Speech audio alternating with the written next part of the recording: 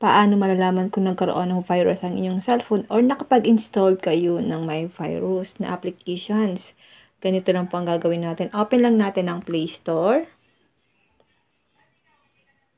Tap Profile.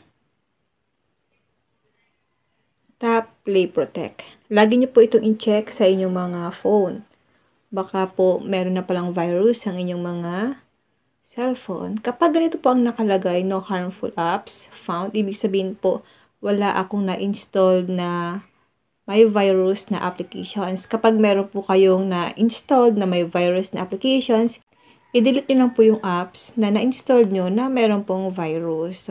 Kapag meron po kayong na-installed na may virus na applications, i-delete nyo lang po yung apps para maalis po yung virus sa inyong mga phone. Yun lang guys, sana po may natutunan kayo sa aking video. Huwag nyo lang po kalimutan na i-follow ako at i-share ang ating video para malaman din po ng iba kung paano po natin malalaman kung nagkaroon tayo ng virus or kung nakapag-install tayo ng may virus na application sa ating phone. Yun lang guys. And now, thank you for watching. Huwag nyo lang po kalimutan na i-share ang ating video para malaman din po ng iba.